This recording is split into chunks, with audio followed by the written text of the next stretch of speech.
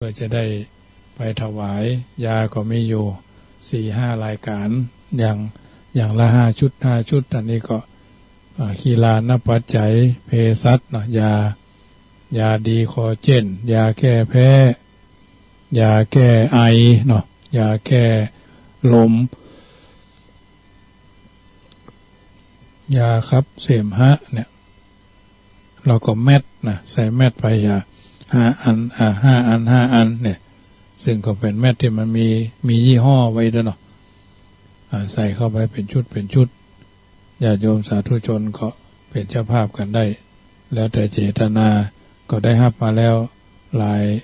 ลายคนหลายท่านด้วยเนาะ6 เนาะ7 8 9เนี่ยทำ3 ชุดอันนี้ก็ได้อันนี้มีโอกาสได้ไปถวายหลายบ้านเพื่อก็ไลน์มาว่าบ่แว่ค่ะบ่แว่หั่นแว่นี่ค่ะเนี่ยบ่ได้แว่นะญาติโยมพอตี 4ต้องออกจากละพูนนะอาตมาภาพก็ตื่นตี 3มันพวกนี้คือทำเป็นปกติอยู่แล้วนะถ้าจะไปก็อาตมานี่ตรงนะต้องตรงเวลาตี 3นี่ไล่ห้องหัวหน้าสายเนี่ยนะหัวหน้าสายสมมติว่ามี10 กันนะแม่กอเป็นสายที่1แม่คอเป็นสายที่2ต้องโทรศัพท์ห้องเลยตี 3นะตี 3ต้องเรียกคนรถก็เหมือนกันห้องเลยคุณจะต้องมีเบอร์ให้ฉันนี่เนาะสุมาเรียภาษาชาวบ้านนะฉันจะต้องเรียกตี 3พอถึงเวลาปุ๊บตี 3เกิงรถต้องมาถึงหน้าบ้านมันมานั่นตี 4ล้อหมุนคือหมุนญาติโยมเพราะฉะนั้นถ้าหาว่าไปเป็นลำบากไปเป็นอาตมาภาพจะว่าเฮ้ยนะจะติงหน่อยนะก็บางคนก็พอใจก็หายไปเลยก็จะมันเตอะญาติโยมถ้าความถูกต้องมันทำให้เฮาบ่าพอหน้ากันปฏิษฐ์อาตมาภาพก็หูจะว่าจะได้เนาะทหารเปิ้นอยู่กันเป็นกองพันกองพลกองร้อยกองพันกองพลนะกองทัพนะญาติโยมเปิ้นใช้วินัยทหารตำรวจเนี่ยเปิ้นมีวินัยแน่นอนนะตูเจ้าเขาก็มีวินัยเหมือนกันแต่แน่นอนเฉียบขาดแต่ไม่แน่นอนนะเฉียบขาดแต่ไม่แน่นอนชาวบ้านเขายิ่งแล้วนะส่วนมากก็น้อยนะคือเกรงใจบ้างอะไรบ้างแล้วก็จ้า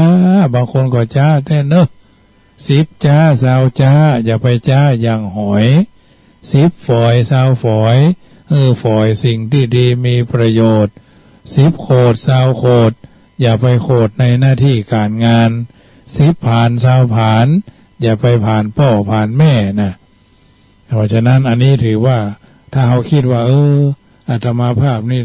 ตรงเกินไปจะมันเอาไว้เหตุตนนะเอาไว้เหตุตนเหมือนพระเดชพระคุณท่านเจ้าคุณพระศรีธรรมนิเทศกมลโชติมันโตว่า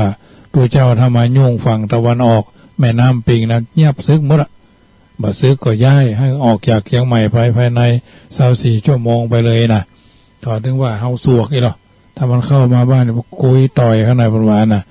เพราะฉะนั้นจะไปไหนเขาต้องเกรงใจกันญาติโยมต้องโห่แล้วว่าวันพรุ่งนี้ฉันจะไปเชียงรายไปกับไผนะอาตมาภาพนี่ตรงคือตรงนะแล้วก็บางคนรถบักครบมี9 คนจะมันเดี๋ยวอาตมาจ่ายเองนะมันจะว่ารวยไม่ใช่ว่าทุกคือทำได้ขนาดในรถเนี่ยมันเฉลี่ยกันแล้วคนที่จะไปอันนี้ปัญหาปีกย่อยที่เคยประสบมานะ17 ปีที่ถวายเตียนทุกวัดมานะทุกรอบที่4แล้วญาติโยมและครูบาอาจารย์ถ้าคิดจะทำต้องทำให้มันดีจะมันเถอะเสียงว่าแว่หน้าหนาวมันยังมีแมงพิงนะแมงพิงแมงพ้องแมงวอแวเนี่ยพอเลอะญาติโยมต้องไปสนใจมันนะ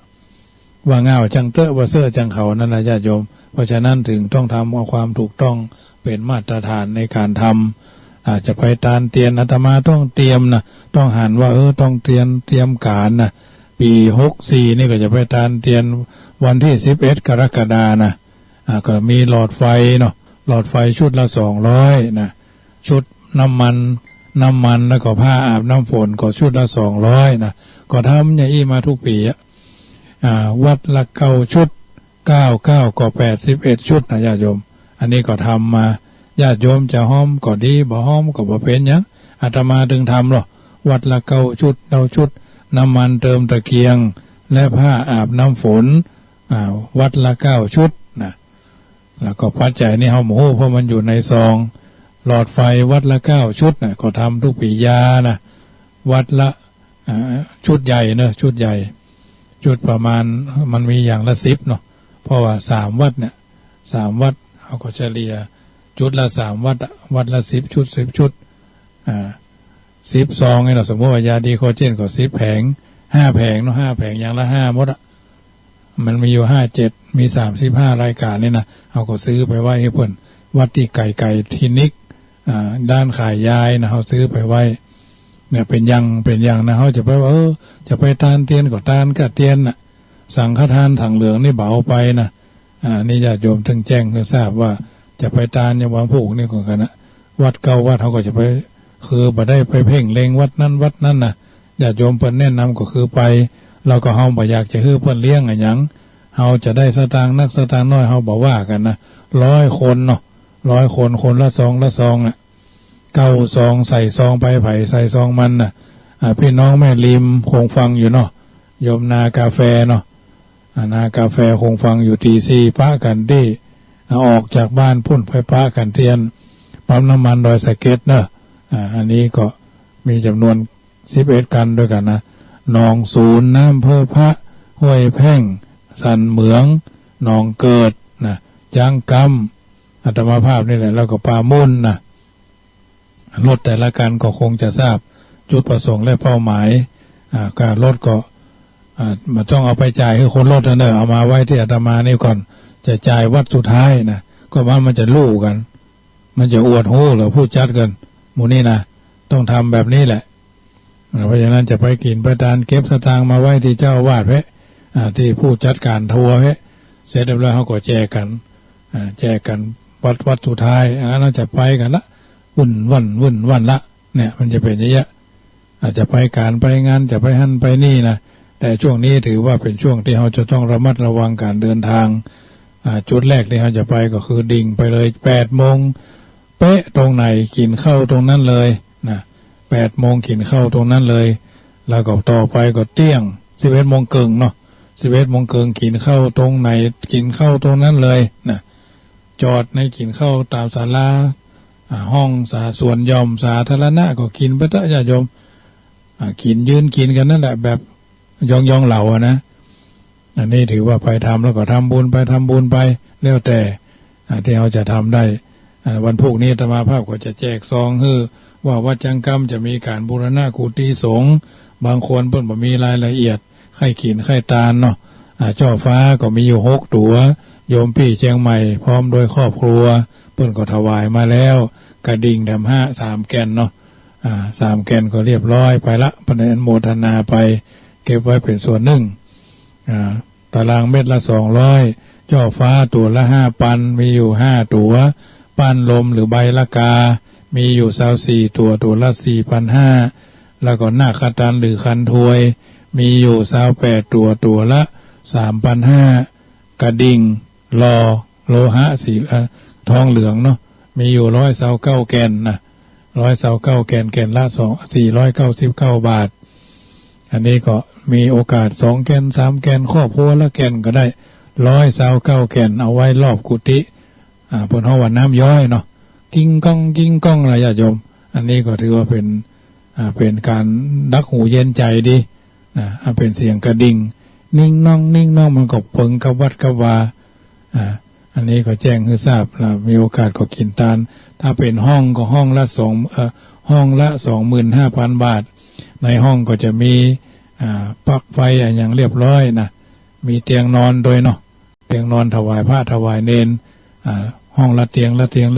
นี่ยเอาถวายพระคุณท่านห้องละรูปละห้องหนึ่งก็กว้าง3 ยาว 4ห้องน้ำอยู่ทางนอกมันจะมีห้องน้ำในตัวนะวันนี้ศาลาเพิ่งก็มาแกะไม้ออกที่มันชำรุดก็จะเซาะซื้อไม้บางแผ่นมาต่อเติมกุฏิอาตมาชั้นบนก็จะเป็น2 ห้องทางลุ่มก็จะเป็นห้องหนึ่งซึ่งเป็นไม้เอาเล็กดามไม้เข้าไปเนี่ยจะได้เป็นสีสง่าแก่วัดแก่วาใช้เวลาบ่เกินอย่างจ้าที่สุดก็31 พฤษภาเรียบร้อยทุกอย่างนะโวยที่สุดก็คือปลายเดือนเมษานะ หลังปีใหม่นี่คือแล้วหมดนะแต่ว่าเคลียร์หันเคลียร์นี่ก็เก็บหันเก็บนี่ก็วันที่31 สิงหา ก็คงจะทำบุญเนาะเหมือนขึ้นเงินใหม่ญาติโยมส่วนการจัดการหลวงตาลสั่งนั้นแล้วแต่ศรัทธาญาติโยมแต่ขอขึ้นคืออยู่ก่อนเพราะว่ามีที่อยู่แล้วนะพระฝนมานะโอ้มีครัวประเดี๋ยวนี้ตู้เก่าตู้เกื้อก็มีเป็น10 ลูกเหมือนกันนะตู้บนห้องเป็นหลังเนาะหรือลูกเป็นหลังเป็นลูกนี่นะเป็นตู้เก่าเป็นหูปจ้างหูปอย่างที่เพิ่นแกะติดนะพระพุทธรูปก็ดีอย่างก็ดีเยอะแยะนะศาลาการประเรียนนี่ก็เต็มนั่นนะครัวซับปะรูปเก่ารูปใหม่เนาะของที่เก็บไว้เก็บหอมรอมริบไว้เอาไว้ให้ญาติโยมไว้พอมันเป็นของเก่าของเกื้อของโบราณที่เพิ่นสืบกันมาเอาก่อนอนุรักษ์รักษาไว้นะถ้าภายบัดเตเฮือนภายก็ถึงหมู่เนาะอันนี้ถือว่าเขามีช่วงบูรณะกิจการงานของวัดธรรมาภาพของประชาสัมพันธ์ให้ญาติโยมมีโอกาสได้กินได้ทานด้วยกันเรื่อยๆนะเพราะฉะนั้นจองไว้เป็นเจ้าภาพจองไว้ก่อนก็ได้ส่วนเจ้าฟ้านี่ก็อย่างน้อยๆถ้าว่ามันบ่มีอย่างแต่ว่าจะต้องติดก่อนปุ่นกฐินแล้วจะได้จ่ายให้ศาลานะกฐินแล้วก็คงจะได้ถ้าว่ามันมีเจ้าภาพก็ต้องให้เพิ่นติดก่อนฝนนี่ต้องติดเลยนะแล้วกฐินค่อยว่ากันถ้าเพิ่นยอมติดก็ติดไปเลยเจ้าฟ้า5 ตั๋วเอา5 ปันคูณ6เนาะ5 6ก็60,000เนาะนั่นตั๋ว 4,500 24 ตั๋วเอา4,500ไปคูณ24เป็นเท่าใดเนาะแล้วก็ 3,500 28 ตั๋วไปคูณ3,500ไปคูณ28ได้เท่าใดจะโยมก็ต้องคิดไปตามนั้นนะเนาะกระดิ่ง499 บาทเพิ่นจะลดให้ก็ประมาณสัก30 บาทเนาะลดแก่นละ30เนาะไปประมาณนั้นนะ350 450450ถ้าจะลดก็ลดได้แค่นี้แหละลดก่อนนั้นก็คงจำไหวแล้วแหละ129 แก่นอันนี้เราต้องตีประเมินไว้นะญาติโยมอาตมาก็ต้องยิบฉวยตรงนั้นตรงนี้มาหาที่ลงให้ได้นะแต่ละครั้งแต่ละคราวก็จะได้ผ่านไปเป็นช่วงกฐินปีนี้ก็ถึงกันแล้วก็ซ้อกฐินมาใส่กฐินก็เพิ่นแจ้งไว้แต่ว่าเขาบ่ได้โอ้อย่างเถื่อนะกฐินก็จะบูรณะศาลาที่หน้ากุฏินี่แหละเพิ่นมาพอศาลาวาดแบบวาดแผนนึงเพิ่นไปพอไปหาเปื้อนหาฝูงเพิ่นมาตีเป็นตารางเมตรเหมือนกันศาลาก็คงจะลดลงเบาสูงขนาดเนี้ยมันจ่องนักลงไปนะก็ทำให้มันนั่นรู้สึกว่ามันจะจ่องลงไปก็น้ำไหลลงมามันขอดูแลรักษายากมันลงต่ำลงมาเห็นน้อยนะหมายความว่าลดการหลั่งลงมาแถมน้อยให้มันพอดีไม่ต้องสูงนักเกินไป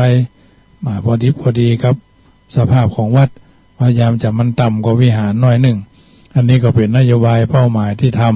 ำเพราะฉะนั้นญาติโยมสาธุชนท่านผู้ฟังทั้งหลายน้ำธรรมคำสอนจากรายการเสียงธรรมก่อนรับตาก็เป็นอาหารใจครับทุกคนเนาะที่ตั้งอกตั้งใจฟังกันไปเป็นนิทัศนะอุทาหรณ์คนที่จะเข้าสู่นิทาแต่ละคนแต่ละท่านก็ถือว่ามีโอกาสได้สะดุ้งตื่นมื่นตาเป็นอาหารเป็นโอกาสได้สร้างสิ่งที่ดีที่งามเมื่อตะคืนนี้ได้อู้ถึงกรรมเนาะอู้ถึงกรรม16 อย่างญาติโยมก็ได้ยินเกินไปแล้วว่าก่อนอื่นขอทำความเข้าใจของกรรมว่ากรรมไม่อยู่2 ชนิดคือกรรมดีและกรรมบดีเนาะกรรมชั่วซึ่งก็ได้อู้ให้ญาติโยมได้ฟังไปแล้วเป็นช่วงกรรม6 ชนิดสัตว์ทั้งหลายมีกรรมเป็นของตนเป็นทายาทหรือเป็นผู้รับผลของกรรมก็มีกำเนิดมีกรรมเป็นกำเนิดก็มีกรรมเป็นพันธุมีกรรมเป็นเผ่าพันธุ์มีกรรมเป็นที่เพิ่งอาศัยเนาะทำสิ่งใดไว้ชั่วก็ตามดีก็ตามได้รับผลของกรรมนั้นน่ะกรรม12 อย่างก็คือผลของการละ4ตามการ4 กรรมที่ให้ผลตามหน้าที่4 อย่างและกรรมที่ให้ผลตามลำดับ4 อย่าง32เนาะในกรรม12 อย่างนั้นมีอยู่บทหนึ่งซึ่งจะนำมาชี้แจงเพื่อเชื่อมกับกรรม16 อย่างต่อเนื่องก็คือกรรมที่ให้ผลตามหน้าที่คือชนะกกรรมแต่งให้เกิด อุปัฏฐัมภกกรรมสนับสนุนอุปาลีอุปีลกกรรมบีบคั้น อุปาคาตกกรรมกรรมตัดรอนกรรมทั้งสี่อย่างเนี่ยจะฮื้อผลจ้าฮื้อผลไว้จักบ่ฮื้อผลหรือยังรอฮื้อผลอยู่ต้องขึ้นอยู่กับเหตุปัจจัยถ้าเหตุปัจจัยบริบูรณ์กรรมนี้ก็ฮื้อผลถ้าเหตุปัจจัยบ่บริบูรณ์กรรมนี้ก็บ่ฮื้อผลนะแต่มันจะรอฮื้อผลอันอย่างคือเหตุปัจจัยที่จะเป็นแรงหนุนฮื้อกรรมทั้งสี่อย่างนี้ก่อผลขึ้นเพราะกรรมนั้นมีถึงกุศลและอกุศลท่านกล่าวไว้ว่าเหตุปัจจัยที่เป็นตัวสนับสนุนให้ทั้งกรรมทั้งสี่อย่างนั่นก็คือคติที่ไปเกิดอุปาทิรูปร่างการก็คือยุคหรือสมัยที่เกิดประโยคะก็คือเพียรหรือความเพียรพยายาม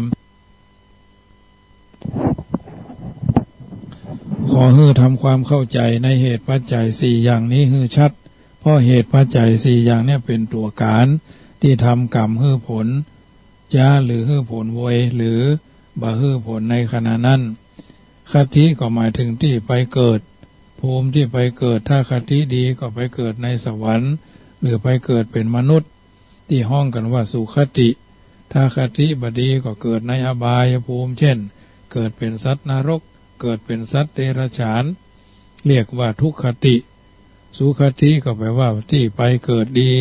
ทุกขติแปลว่าที่ไปเกิดบดีเพราะฉะนั้นเฮาจะได้คติอันใดก็แล้วแต่กรรมของเฮาคตินี้ก็คือที่ต้องไปเกิดหรือภูมิที่เฮาไปเกิดนั่นเองเหตุปัจจัยตัวหนุนอย่างหนึ่งที่ทำกรรมให้ผลหรือบ่ให้ผลสองอุปาทิมาถึงรูปร่างกายถ้าอุปาทิฝ่ายกุศลก็มีรูปร่างสวยงามสมบูรณ์บ่มีอวัยวะบกพร่องแต่ถ้าอุปาทิบดีก็มีรูปร่างกายบ่สมบูรณ์ร่างกายบกพร่องข้อที่สามก็คือการยุคหรือสมัยที่ไปเกิดถ้าเราเกิดในยุคที่ผู้ปกครองประกอบด้วยธรรมมีแต่คนดีพระเจ้าแผ่นดินทรงปกครองด้วยธรรมอย่างนี้เรียกว่าการที่ดีถ้าเกิดในการหรือยุคที่บดีเช่นเกิดในยุคที่ประชาชนบัดตั้งอยู่ในศีลในธรรมนักปกครองก็มีแต่ความเหี้ยมโหดมีแต่ความทารุณโหดร้ายเกิดในยุคที่เข้ายากมากแพงเดือดร้อนลำเค็ญอย่างนี้เรียกว่าการที่บ่เกิดไปเกิดบดีสี่ประโยคะหมายถึงการกระทำหรือความเพียรถ้าเราเกิดมามีความหมั่นขยันหมั่นเพียรก็หมุนคือกรรมที่เราทำไว้ผลโวยแต่ถ้าเราเกิดมาบ่ขยันหมั่นเพียรก็ทำกรรมที่เราทำดีไว้บ่ก่อผลกับสนับสนุนกรรมชั่วคือก่อผลเพราะฉะนั้นเหตุปัจจัยสี่อย่างก็คือคติอุปาทิกาละอุปโยคะนับว่าเป็นตัวแปรที่สำคัญทั้งสี่อย่างนี้มีทั้งฝ่ายดีและฝ่ายบดีถ้าฝ่ายดีท่านเรียกว่าสมบัติคือความสมบูรณ์ถ้าฝ่ายบดีท่านเรียกว่าวิบัติคือความสูญเสียเพราะฉะนั้นเฮาแต่ละคนนี้จะเกิดมาได้สมบัติหรือวิบัติก็แล้วแต่กรรมของหมู่เฮาหนุนให้ได้รับหนุนให้ได้รับถ้าได้สมบัติต้องได้สมบัติสี่อย่างคือคติสมบัติความสมบูรณ์ของคติที่ไปเกิดเช่นเกิดในสวรรค์เกิดในมนุษย์ที่สมบูรณ์นี้เรียกว่าคติสมบัติสองอุปาทิสมบัติคือร่างกายสมบูรณ์อวัยวะสมบูรณ์บ่บกพร่องเช่นรูปสวยรูปรอรูปงามนี่เรียกว่าอุปาทิสมบัติสามการะสมบัติก็คือเกิดยุคที่คนมีธรรมเช่นเกิดในยุคพระพุทธเจ้าเกิดในยุคที่คำสอนของพระพุทธเจ้ายังอยู่หรือในยุคที่ผู้ปกครองประกอบด้วยธรรมคนประพฤติธรรมประพฤติดีอย่างนี้เรียกว่ากาลสมบัติเป็นต้น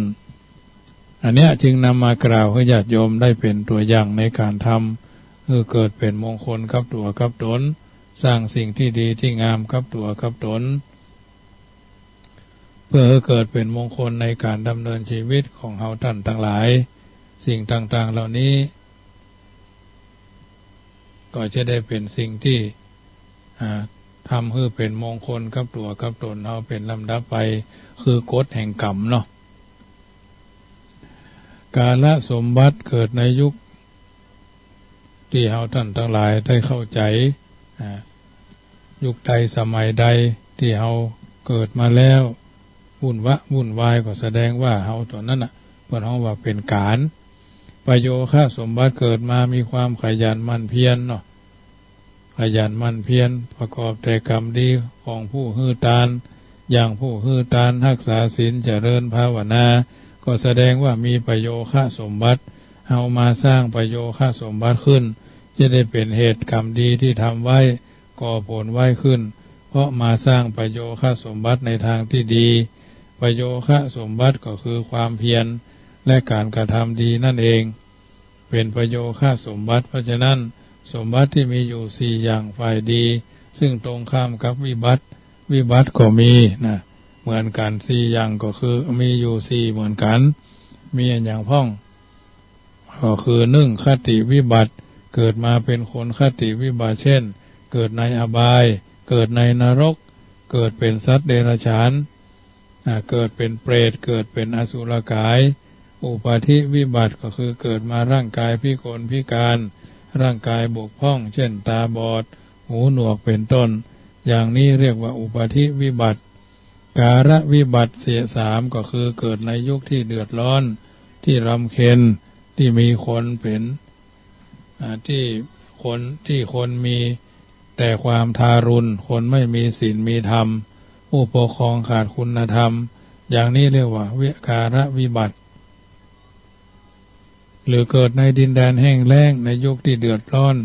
สี่ประโยคะวิบัติก็คือขี้ข้านมาทำความเพียรมาทำความดีหรือการกระทำของตนทำในทางที่ชั่วทำในทางที่เสียเรียกว่าการกระทำวิบัติประโยคะก็คือการกระทำและการกระทำวิบัติไปกระทำในทางชั่วบ่มีศีลบ่มีธรรม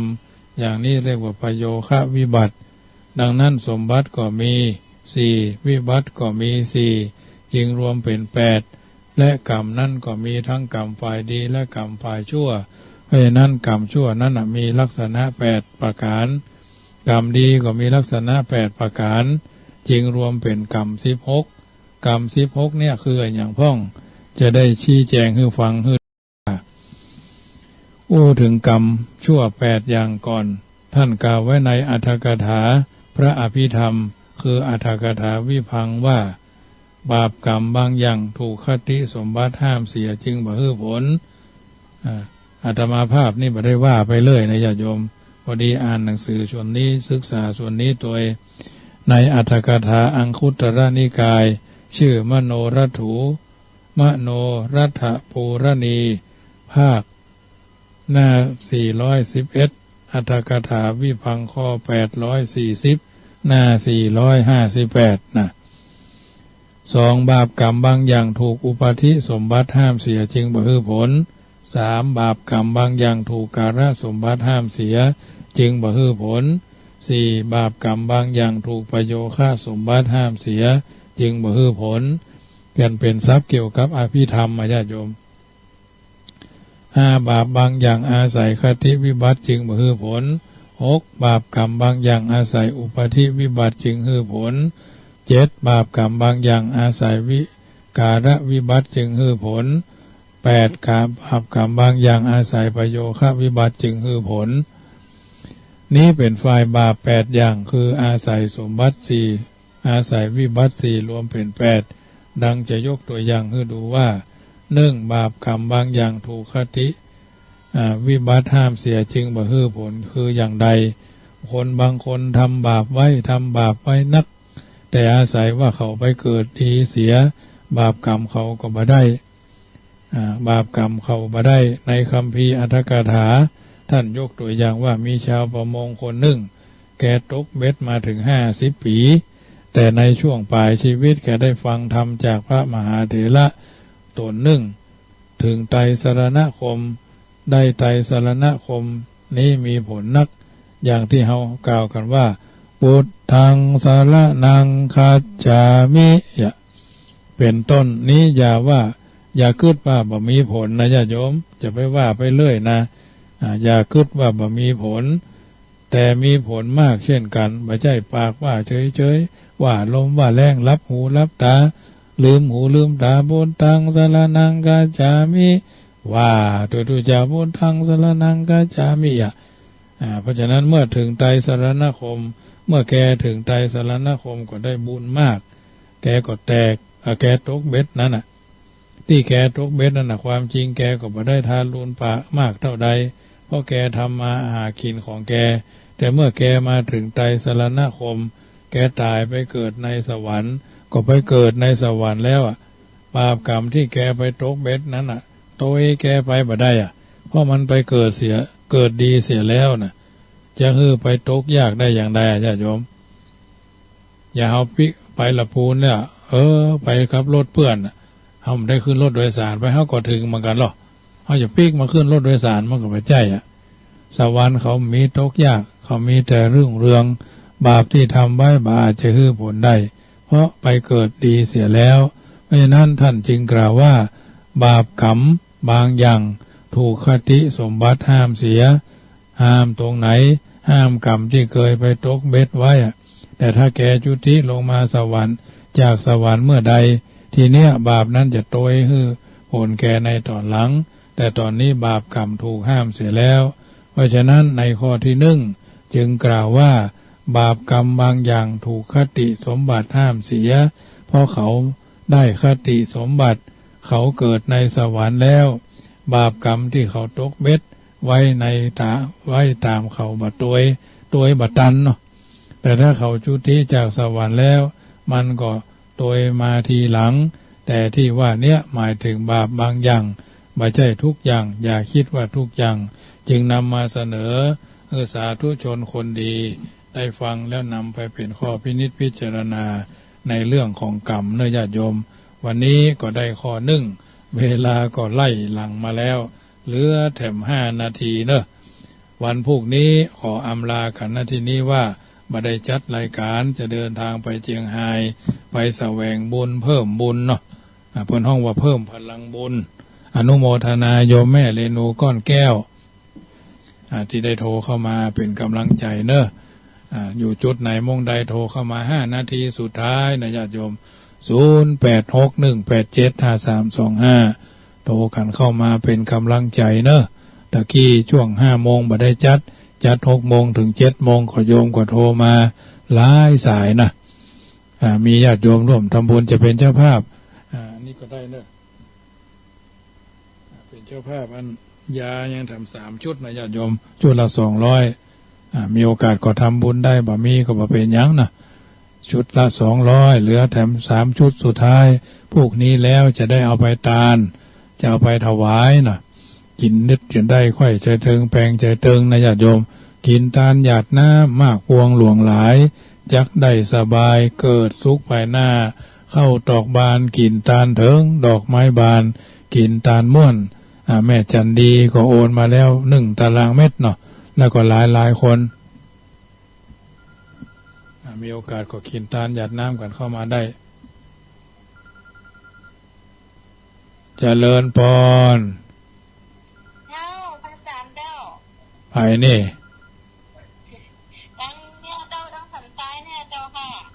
สันทรายไม่โจ้เนาะ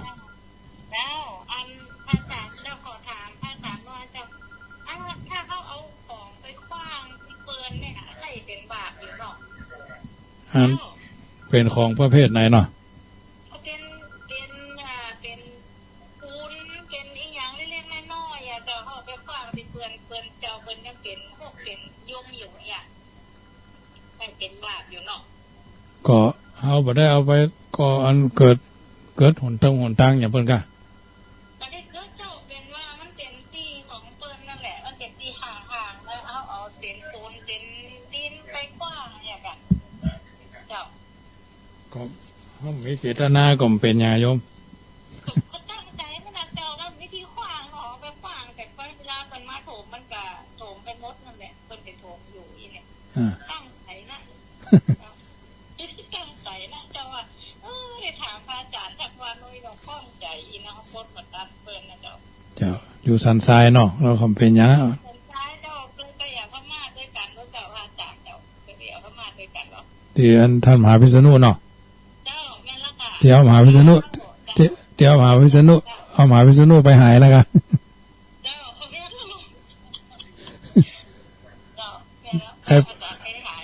ใครไปทำได้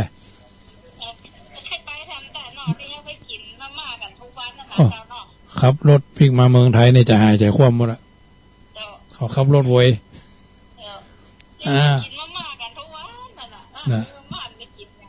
เจ้าเป็นกำลังใจเนอะมีโอกาสโทรมาใหม่เนอะเจ้าเจริญเป้าเจ้าก็ไปพม่ากับมหาวิษณุช่วงหนึ่งไปเผาครูบาอาจารย์ที่อันพม่าโพธิโทธรรมโมสังโฆญาติโยมเอาท่านมหาวิษณุไปหายเกือบพิกไม่ได้กันนะเอาล่ามไปหายเหมือนละหลายปีแล้วเนาะโยมแม่ครูเหรียญทองโทรมาใหม่เนอะตะกี้มันติดสายอยู่เนาะเอาไปเอามาก็คงจะล่ำลากันเหตุที่เนี่ยเนาะสัพพีติโยวิวัจจันตุสัพพะโรโควินัสสตุมาเตภวัตวันทรายโยสุขีทีกายุโกพุทโธโยแค้วคาดธัมโมโยแค้วคาดสังโฆโยแค้วคาดอายุวันโนสุขังพระลังนิทานังพระละมังสุขังขอเจริญพร